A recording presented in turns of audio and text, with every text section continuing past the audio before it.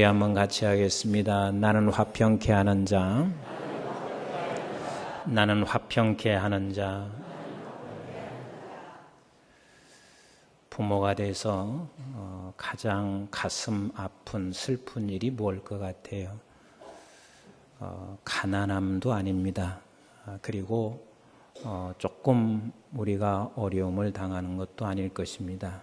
부모로서 가장 아픔이 되고 슬픔인 것은 자식이 잘못되어지는 겁니다.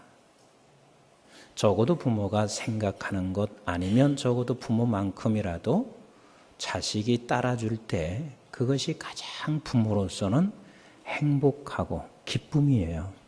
그래서 그 어떤 누구도 자식이 부모보다 더 훌륭하다고 하는 말을 싫어하는 부모는 없어요. 그걸 기분 나빠하는 부모는 하나도 없어요. 당신보다 당신 자식이 훨씬 훌륭합니다. 이 말을 할 때 굉장히 기뻐하게 되어 있습니다. 우리는 그래서 참 자식이 잘못되고 있을 때, 자식이 어려움을 당하고 있을 때 함부로 얘기하는 것도 굉장히 조심해야 돼요. 가끔 가다 보면 목회자 자녀들이 교회 안 나올 때가 있습니다. 그럼 쉽게 성도들은 이렇게 말을 합니다. 목사님 자녀가 어찌 교회도 안 나오고 저렇게 형편없나. 그런데 그 목사는요 더 매여져요. 얼마나 힘들겠어요? 교회 안에서 가끔 이렇게 우리는 쉽게 말합니다. 장로님 자녀들이 신앙생활 안 해. 장로님 자녀가 어떻게 저렇게 살 수 있어? 장로님 자녀인데 제 말이야 술 먹고 담배 피고 완전히 망난이야. 이렇게 쉽게 말할 수 있지 모르지만 사실 그 장로님은 이루 말할 수 없는 아픔이 그거 굉장합니다. 굉장합니다. 여러분 한번 생각해 보세요.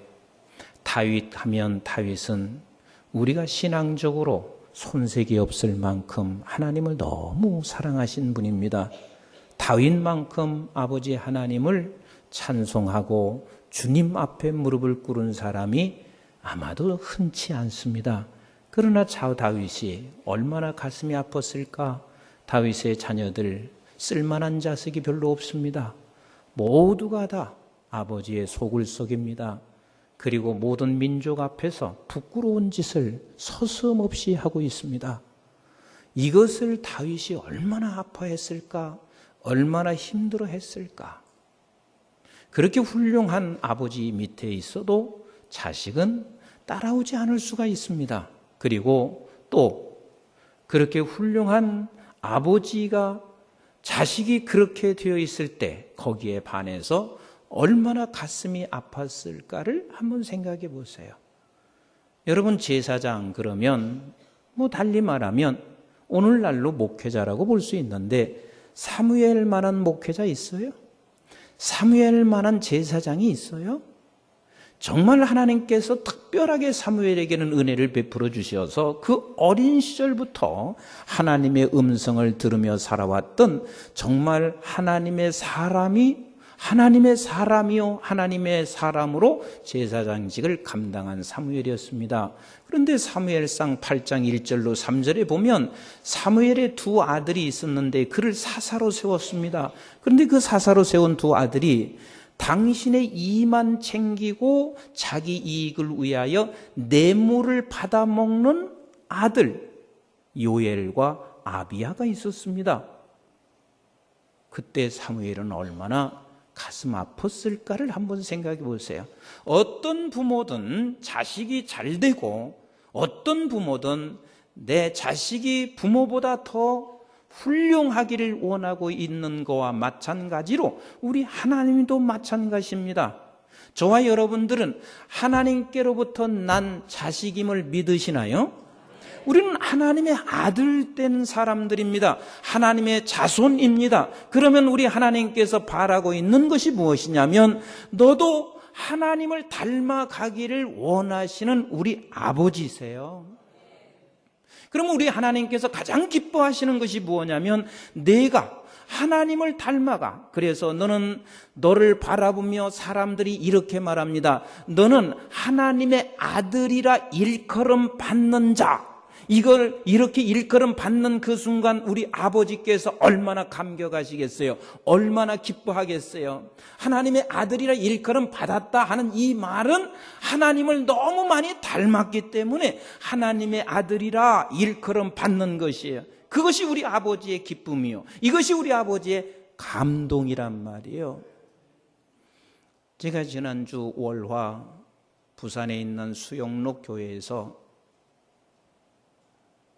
한국 목회자들 통일 준비 포럼이라고 해서 한 500~600명 정도의 목회자들이 모였습니다. 근데 저녁에 1시간 간증하시기 위해서 미국에서 비행기를 타고 날라오신 신대용 장로님이 계십니다. 이미 여러분들이 이름을 들어서 너무 많이 알고 있는 분입니다. 70년, 71년에 한국에서 미국으로 이민을 가서 미국에서는 독보적인, 그래서 미국의 가장 주류 사회 속에 들어가서 성공하여 수많은 사람들에게 지금도 유익을 주고 살아가고 있는 한 장로님이 간증하시면서 목이 메어서 이렇게 말씀하셨어요. 내가 오늘 말씀을 다 끝날 수 있을지 모르겠어요. 그러시면서 말씀을 하시는 거예요. 본인은 그래도 한국에서 괜찮은 사람이라고 생각해서 미국으로, 나는 과학도로 훌륭한 과학도가 되겠다고 미국으로 유학을 갔습니다. 근데 그렇게 미국이 호락호락하고 만만치 않았습니다. 너무 많은 힘든 세월, 고난의 세월을 겪게 됐습니다. 하도 힘들고 지쳐서 어느 날 멀리 홀로 서 있는데 그때 주님이 찾아오셨어요. 그래서 주님을 만나게 됐어요. 그래서 주님을 만나는 그 순간 이 장로님이 이렇게 마음을 먹었대요. 내가 우리 아버지께 가장 감격을 좀 주는 아들이 좀 됐으면 좋겠다. 우리 하나님께 감격을 주는 아들이 됐으면 좋겠다. 그래서 이분은 그럼 우리 하나님을 어떻게 해서 내가 감동을 줄까? 어떻게 해서 기쁘게 할까? 그런 생각을 하다가 자기가 아버지 하나님을 기쁘게 해드리기 위해서 3가지를 끊기로 결심을 했습니다. 하나는 포카를 끊기로 했습니다. 늘 포카를 그렇게 좋아했대요. 근데 본인은 포카를 하기만 하면 또 딴대요. 잃지 않고 딴대요. 그러니까 더 즐기는 거예요. 그 다음에 2번째는 담배를 얼마나 피웠는지 하루에 3갑을 담배를 펴야 산대요. 이 담배를 끊자. 그리고 3번째는 당신의 교만은 하늘을 찌르듯이 교만했대요. 그래서 철저하게 내가 하나님 앞에서 이제는 낮아지는 그 사람으로 살면 하나님이 감동하시겠다 싶어서 3가지를 끊기로 결심하고 마지막으로 포카를 한 번만 해야 되겠다 생각하고 그리고 포카집에 갔습니다. 뭐 포카집인지 그 뭔지 난 잘 모르겠어요. 그래서 이제 포카를 하러 갔어요. 갔는데 세상에 그날 따라서 5,000불을 딴 거예요. 여러분 지금 5,000불이 아니라 70년대 5,000불인 거예요. 어마어마한 돈을 땄어요. 그런데 하나님 앞에서 약속한 대로 5,000불을 따고 그리고 딱 끊었대요. 그 다음에 포카에서 5,000불을 따고 오면서 담배 3갑을 사온 거예요.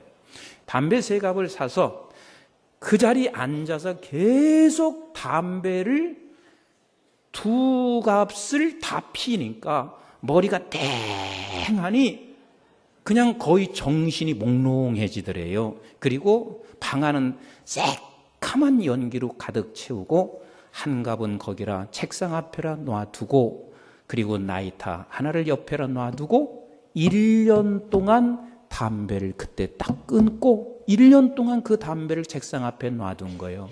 담배 피는 사람들이 옆에 냄새만 맡아도 피고 싶다는데 이 양반은 앞에 놓고 그걸 딱 끊었어요. 그리고 나서 세 번째는 어찌됐든 하나님 앞에서 내가 가장 겸손한 자세로, 낮은 자세로 무릎을 꿇고 살기로 결단해서 이 세 가지를 했는데 진짜 하나님께서 감동이 되셨는지 어느 날 자기가 알고 있는 한 변호사가 갑자기 전화가 오더래요.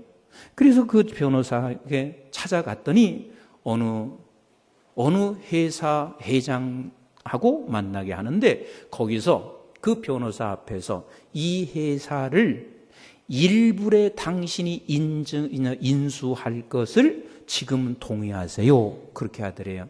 그래서 그 회사가 자동차 부품 만드는 회사인데 그 회사를 일부에 인수했대요. 놀라지도 않으시네.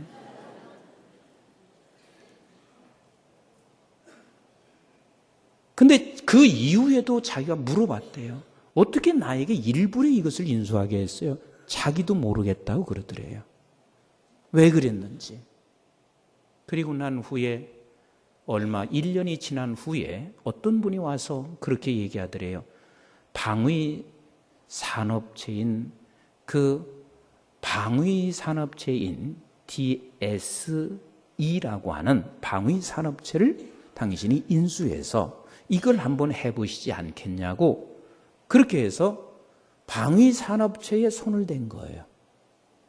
그래서 첨단 무기는 이분의 회사에서 다 나오는 거예요. 돈으로 계산하면 어마어마한 재벌이 됐어요. 재벌 됐다고 해도 하는 눈 하나 깜짝하지 않아. 이분 회사에서 만들어낸 것을 아프가니스탄에서 또 사담 후세인을 그 벙커 속에 들어갔을 때 벙커 버스터 그것을 이렇게 벙커를 뚫고 들어가서 사람을 명중시키는 기계가 거기서 나온 거예요. 미국에서는 이분은 특별하게 보호하고 있어요. 그러면서 눈물을 흘리면서 이렇게 말씀하시고 있어요.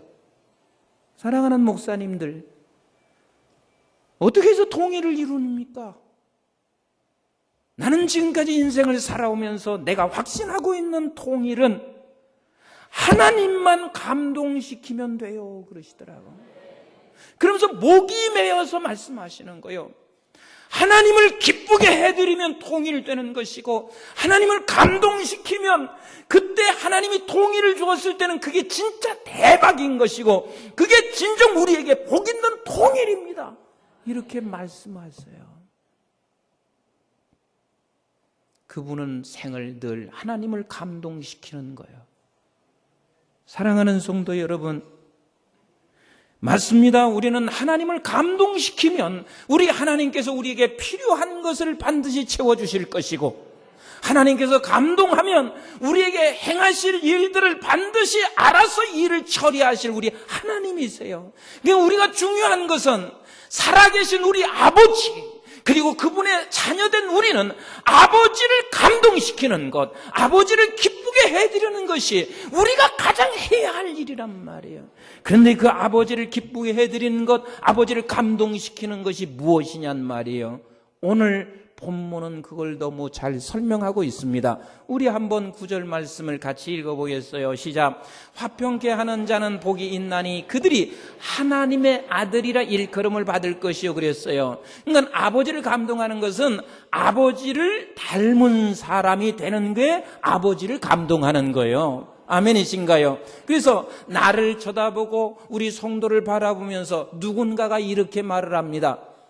우리 아무개는 하나님을 가장 많이 닮았어.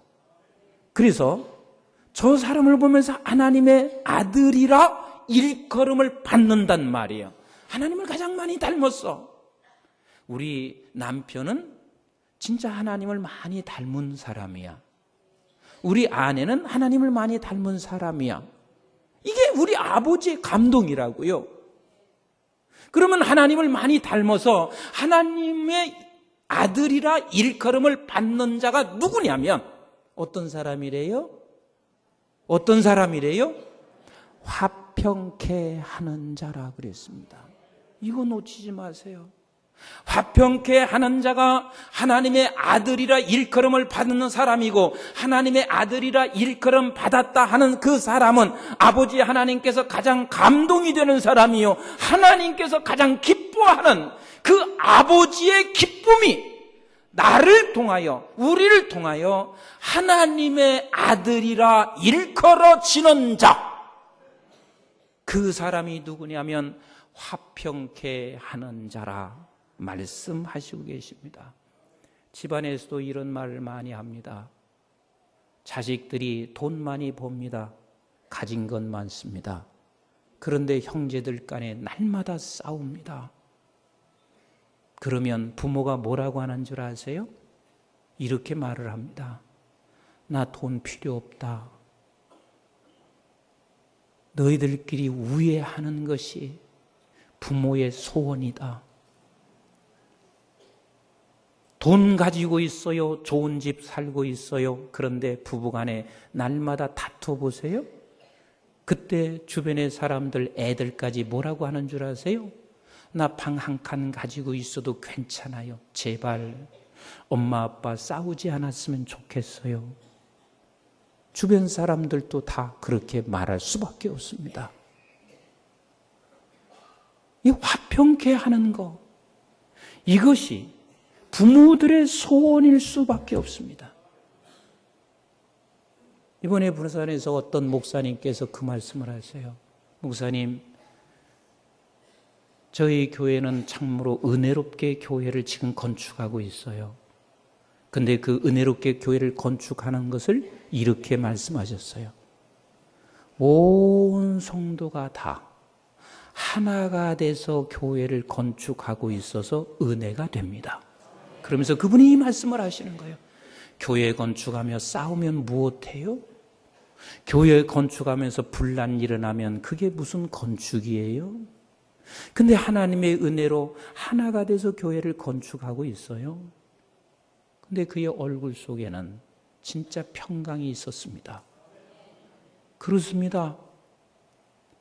우리 아버지가서 기뻐하시는 것은 나를 통해서 하나님의 아들이라 일컬어지는 것이고, 하나님의 아들이라 일컬어질 수 있는 것은 반드시 우리에게는 화평이 없이는 결단코 하나님의 아들이라 일컬어질 수 없어요. 근데 우리는 화평을 깨는 것이 무엇인 줄 아세요? 무엇가 화평을 깨는 줄 아세요? 화평이라고 하는 말은 너와 나 사이의 동등됨을 의미해 주는 거예요. 근데 이 화평을 깨는 것은 내가 너보다 우월하다고 생각할 때는 반드시 그건 화평이 깨진 것입니다. 화평이 깨졌으면 그 사람에게서는 하나님의 아들이라는 말이 나올 수가 없단 말이에요. 하나님의 아들이라 일컬어질 수 없으면 하나님을 감동시키지 않는단 말이에요.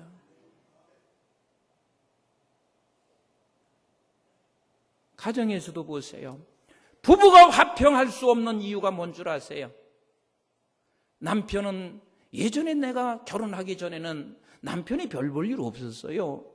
그런데 남편이 사회생활을 하기 시작했고 나는 그냥 부엌에서 어떻게 생활을 했어요. 그리고 애 키웠어요. 그러니까 나는 자꾸만 처져 있는 사람같이 됐어요. 근데 남편은 사회생활을 계속하다 보니까 진급도 하고 위치가 어느 정도 확보가 되고, 그리고 사람들로부터 많은 사람들이 그 사람을 따르고 있어요. 집에 들어와 봤어요. 옛날 여자가 아닙니다. 그때부터 남자는 이렇게 생각할 수 있습니다. 당신은 나보다 훨씬 월등하게 형편없어. 그러면서 이렇게 말하지 않겠어요? 나하고 살아주는 것, 내가 살아주는 것만도 얼마나 감사한 줄 알아? 뭘 짜증이야? 나 같은 남자하고 살아주면 당신은 뭐든지 다 바쳐야지. 이쪽으로 가게 되면 화평은 깨진 것입니다. 언제나 이 화평이라고 하는 것은 내가 우월하다고 생각하면 화평은 그때 무너진다는 사실을 알아야 합니다.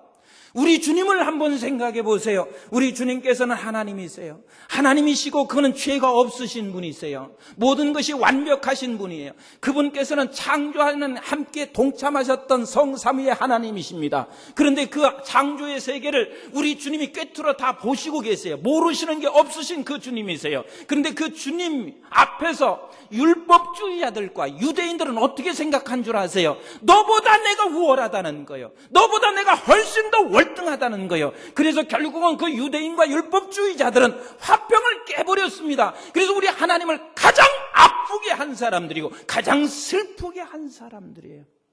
그래서 우리 주님께서 이 세상에 내려오실 때 화평케 하기 위해서 주님은 철저하게 월등한 주님이시지만, 우월하신 주님이시지만 화평케 하기 위하여 주님은 우리와 동등한 자로 낮아지셨습니다.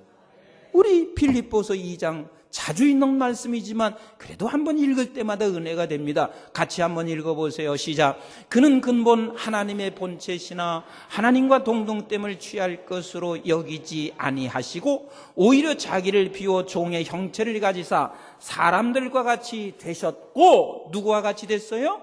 우리와 같이 되셨고, 시작. 사람의 모양으로 나타나사 자기를 낮추시고 죽기까지 복종하셨으니 곧 십자가에 죽으심이라.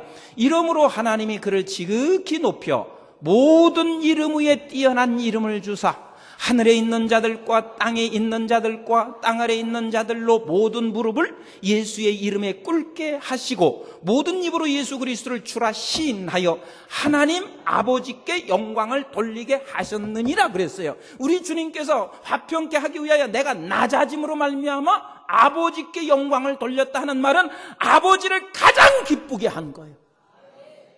그래서 아버지를 가장 기쁘게 하신 하나님은 그 영광을 받으시고 그 예수 앞에 모두가 다 무릎을 꿇게 하셨대요.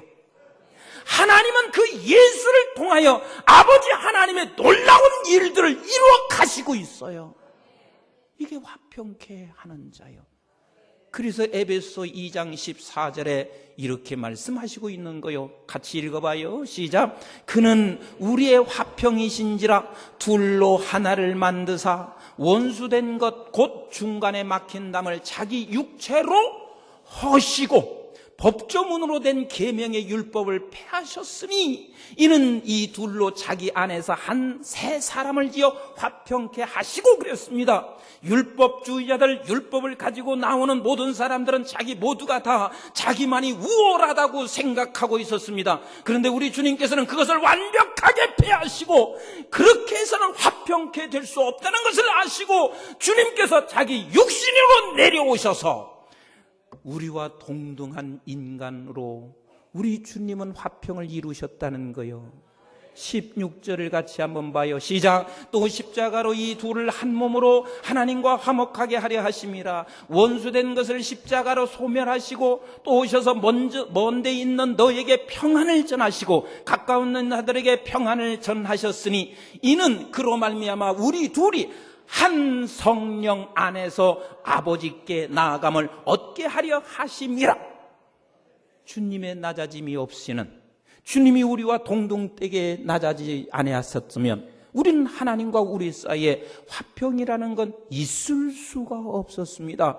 그렇게 낮아지신 우리 주님, 쉬운 일은 아니지만 그렇게 낮아지심으로 말미암아 아버지께 기쁨이 됐습니다. 아버지께 감동이 됐습니다. 아버지께 영광이 됐습니다. 그로 말미암아 저와 여러분들의 결과가 이루어진 것이며 예수 그리스도 앞에 모두가 다 예수를 그리스도라 주라, 다시 말하면 하나님의 아들이라 일컬음 받는 것이 그들에게 무릎을 꿇고 나왔다 하는 이야기예요. 저희 교회 하면 많은 분들이 나가서 제가 이런 이야기를 듣습니다. 한국중앙교회는 전임자와 후임자가 너무 가장 아름다운 교회다. 이 이야기를 제가 참 많이 듣습니다. 여러분들도 전임자와 후임자가 싸우는 게 좋아요? 잘 지낸 게 좋아요? 그냥 잘 지내면 좋잖아요. 그런데 나는 그때마다 늘 제 안에서 이런 생각을 합니다. 저보다는 우리 원로 목사님께서 늘 낮은 자세로 임하시기 때문에 그렇다. 난 그 생각을 늘 해요. 나는 나이 많이 먹은 사람이야. 나는 과거에 그래도 이렇게 일을 많이 한 사람이야. 그러시면서 목사님이 항상 내가 우월하다고 생각하시면 평화는, 화평은 이루어지기 어렵습니다. 그러나 항상 나는 죄인이고 성도들에게 한 것 없고 나는 부족하고 낮아지시기 때문에 그래서 하나가 되는 거예요. 그래서 화평이 이루어지는 거예요. 누군가가 그런 일이 없으면 결단코 화평은 이루어질 수 없는 거예요. 근데 화평이 깨지면 여러분들이 놓치지 말아야 할 게 있어요. 화평이 깨지면 아버지를 기쁘게 할 수 없어요. 여러분들이 헌금을 수십억을 드려도 아버지를 기쁘게 할 수 없어요. 화평이 깨지면 여러분들이 24시간을 주님 앞에 헌신해도 아버지를 기쁘게 할 수가 없어요. 그래서 화평하는 사람만이 하나님의 아들이라 일컬음 받을 것이며 아버지를 감동시키고 아버지를 기쁘게 할 수 있는 거예요. 그래서 우리가 놓치지 마셔야 할 거 있습니다. 무슨 일이 있어도 우리 교회 성도들이 꼭 붙잡아야 할 게 있습니다. 같이 합시다. 나는 화평의 사신이다. 이걸 꼭 붙잡고 있어야 돼요. 여러분들이 가정 안에서도 가정의 삶을 들어갈 때마다 나는 화평의 화신이야. 그런데 조금이라도 우월감을 갖게 할 때는 그 화평의 사신은 될 수가 없어요. 당신보다 내가 우월한데 어떻게 화평의 사신이 돼요? 안 된단 말이에요. 될 수가 없어요. 오늘 스승주일이에요. 저는 사실 지난주에도 저에게 꽃을 꽂아주는데 이 꽃을 꽂으면서 그냥 사실은 굉장히 부담이 돼요. 오늘 아침도 이 꽃을 꽂아주는데 되게 부담이 돼요. 왜? 이 꽃을 꽂아줄 때는 그래도 어찌됐든 영적인 부모라 생각하고 꽃을 꽂아줬고 오늘 또 이 꽃을 꽂아줄 때는 영적인 스승이라고 생각해서 영적인 스승이라 생각해서 꽃을 꽂아줬어요. 그럼 스승이 뭐예요? 선생하고 스승은 달라요. 선생은 먼저 나서 먼저 경험하고 먼저 배운 것을 가르치면 선생이에요. 근데 스승은 그게 아니에요. 먼저 났든 늦게 났든 간에 내가 낮아져서 그 삶의 현장 속에 들어가서 함께 살아내면서 그것을 본을 보여주는 게 스승이에요. 이 스승이라는 것은 이게 얼마나 귀한 일인지 몰라요. 내가 그 사람 속에 들어가서 함께 낮아진 자세에서 그에게 삶을 보여주는 본이 되어지는 게 스승이라고요. 이게 스승이라고요. 오늘날 한국에 선생은 참 많아요. 교회 안에도 다 선생이에요. 그러나 스승은 없어요. 왜 유대인들이 선생이 된 줄 아세요? 우리는 하나님께서 특별히 선택해서 누구보다도 율법을 먼저 하나님이 주셨어요. 먼저 율법을 받았어요. 그리고 먼저 율법을 배웠어요. 그래서 그 율법을 가르치는 선생들이었습니다. 그러나 스승이 없었어요. 우리 오직 주님만이 스승이 되셔서 낮아진 자세로 그 아래 내려오셔서 본을 보이면서 삶을 보여준 그 스승이 주님이셨단 말이에요. 오늘도 우리가 스승이 필요한 거예요. 선생은 너무 많아요. 학교에도 선생은 많은데 스승은 없고 교회에도 선생은 많은데 스승은 없어요. 그러니까 화평이 다 깨지고 있습니다. 우리가 이 세상에 살면서 내가 조금 당신보다 많은 것을 알고 있는 지식을 가지고 있고 당신보다 내가 많은 것을 배우고 있다고 생각하시나요? 나는 요즘 철저하게 깨닫습니다. 세상에요, 이렇게 이 무형의 자산이 이렇게 다 깜빡깜빡하고 벌써 나는 지금 이 전등불이 깜빡깜빡해요. 영어 단어 다 잃어버렸습니다. 세상에 우리 성도님들 이름도 깜빡깜빡하고 있습니다. 이렇게 잊어버리고 있습니다. 그런데 내가 이렇게 누구든지 잊어버려요. 누구든지 늙어가면서 다 잊어버리고 있습니다. 근데 그 잊어버리고 있는 내 자신을 몰라요. 그러면서 우리는 지금 그 조금 아는 것이 너보다 당신보다 내가 우월하다고 생각하고 있습니다. 우리는 모두가 다 잊어버리게 되어 있어요. 이게 세상이 가지고 있는 무형의 자산이요. 또 유형의 자산도 마찬가지예요. 우리가 가지고 있으면 얼마나 가지고 있어요? 반드시 우리는 다 그것도 우리에게서 손에서 나가게 되어 있습니다. 얼굴 예쁘다고요? 지금 젊다고요? 왜 여러분들 전부 머리에다 까막물을 다 들이세요? 희끗희끗 다 머리가 지금 다 희끗거리니까 그렇잖아요. 그래서 주름을 펴보세요. 펴도 결국은 주름 져가요.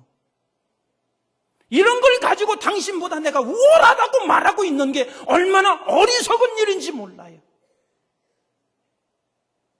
잠실에 120층짜리인가 123층인가 나 잘 모르겠어요. 어쨌든 120 몇 층인 건 내가 아는데 굉장히 밑에서 쳐다보면 아슬하게 밑에서 쳐다보면 높아요. 그런데 여러분 비행기 타고 높이 올라가면 올라갈수록 120층짜리나 1층짜리나 다 똑같아요. 성령의 사람이 되보세요. 높이 올라간 성령의 사람이 되보세요. 오늘은 성령 강림주일이에요. 이미 저와 여러분들에게 성령께서 강림하신 것을 믿습니다. 그러면 성령이 내 안에 있는 사람, 성령의 사람들은 높은 곳에서 우리를 쳐다보세요. 그러면 내가 경건한 것, 내가 좀 아는 것, 이거 사실 아무것도 아니에요. 우리는 다 똑같은 사람인데 내가 당신보다 특별하게 우월하다고 생각함으로 인하여 화평을 깹니다. 화평을 깨므로 말미암아 하나님의 아들이라 일컬음 받지 못하고 있습니다. 하나님의 아들이라 일컬음 받지 못함으로 말미암아 하나님을 감동하고 하나님을 기쁘게 해드리지 못하고 있습니다. 이게 한국교회면 하나님이 어떻게 그 위에 은혜가 있겠어요? 어떻게 그 위에 복이 있겠어요? 우리 교회도 정신 차리셔야 돼요. 교회가 조금 크면 어떻게 생각하는 줄 아세요? 우리 교회만 우월하다고 생각해요. 이건 하나님이 기뻐하시는 거 아니에요. 우리 교회만 우월할 수가 없어요.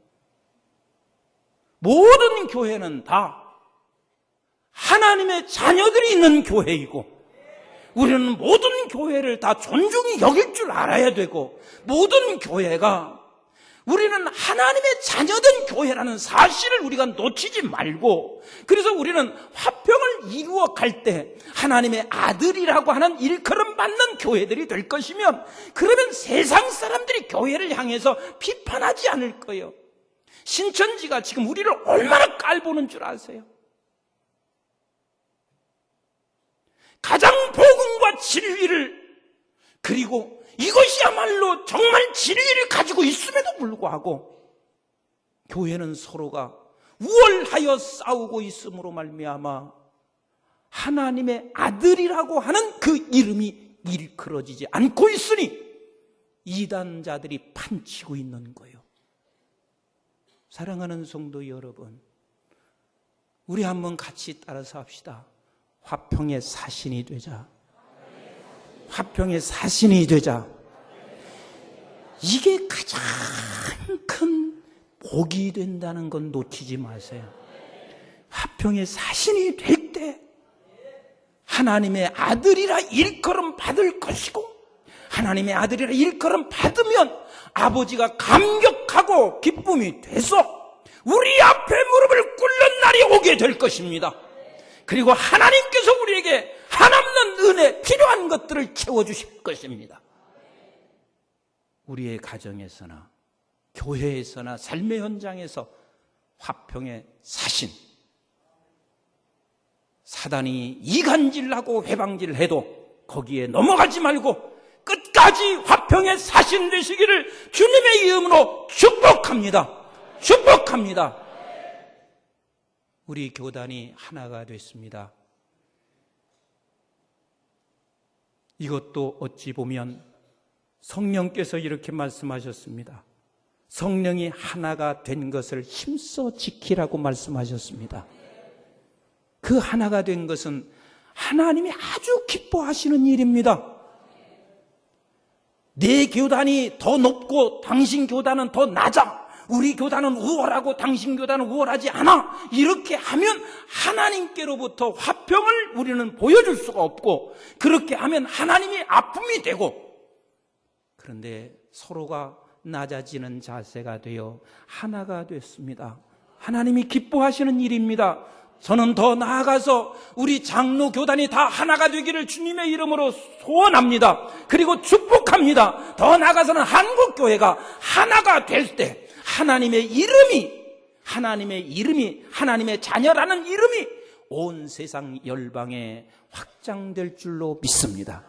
이 일에 화평의 제물이 되시고 화목 괴물이 되시고 사신이 되는 우리 모든 성도가 되기를 주님의 이름으로 축복합니다. 기도하겠습니다.